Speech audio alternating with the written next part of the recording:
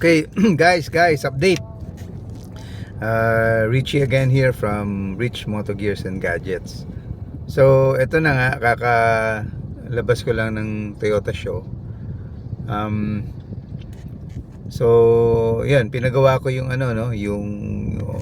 binalik ko ulit yung mga concern ko like yung ticking sound sa ilalim ng passenger seat, no? Tapos yung aircon, which is yung dalawang center lang na blower, yun yung malakas, and then both sides are mahina, driver saka passengers.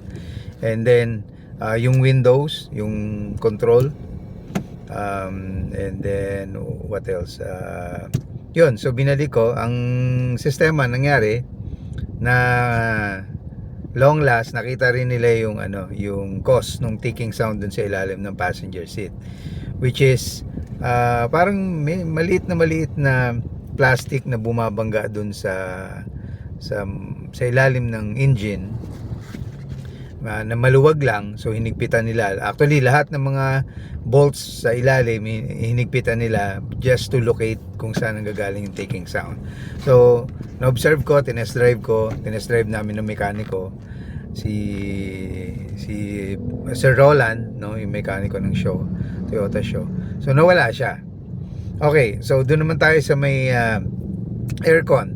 So yung aircon actually, bukod doon sa concern ko na mahina yung dalawang sides, passenger tsaka driver side, yung malakas lang yung sa gitna, normal lang daw talaga siya.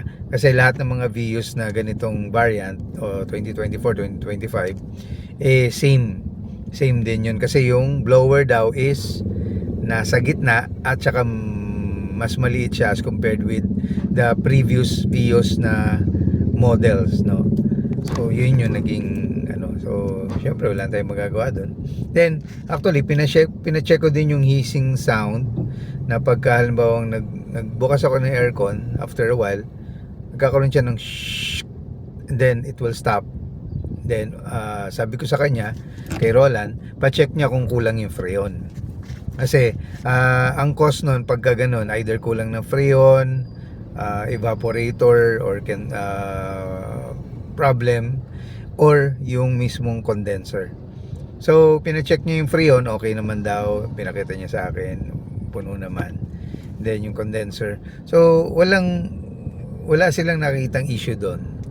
Pero nung bumili ako ng Toyota Vios 2015, wala akong na-encounter na ganung issue when it comes to aircon. Okay, and then ano pa, yung windows, no, yung windows control, pag sinagad mo yung driver side, meron siya tumutunog na parang lagutok, no, sabi niya, which is normal na naman daw ulit. So hinayaan ko na lang. And then on the passenger side naman, iba naman yung tunog doon. So, parang meron siyang nagwi-whistle, shh, shh, gumaganon. So normal lang din daw siya.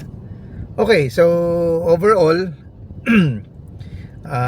ang pinaka major issue ko naman, at saka last pala, yung acceleration. Sabi niya sa akin, yung acceleration daw, lahat ng XLE variant na CVT na Vios, same problem daw with Rush na model. So ganun din daw yung issue sa Rush.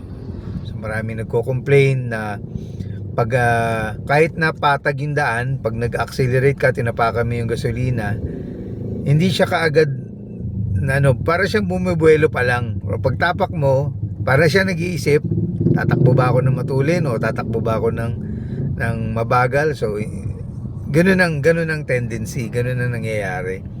Unlike dun sa Vios na una ko nakuha 2015, walang ganung issue. In fact, hindi pa yung dual VVTi. Ito, dual VVTi XLE version na may CVT. So yun guys,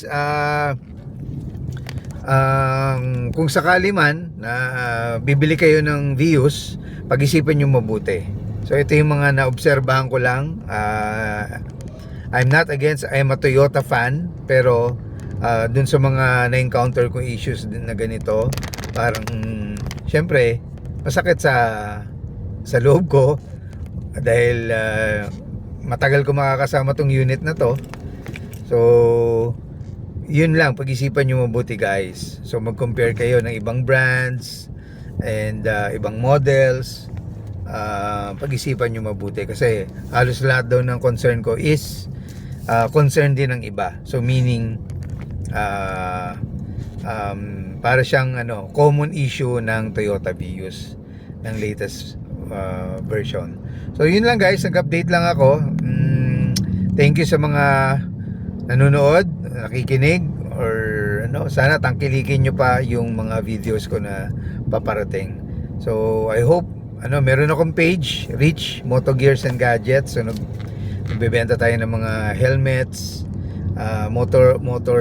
cycle accessories, gadgets, and everything, so I hope you like it. Thank you so much guys, and see you soon on the next video. Bye bye.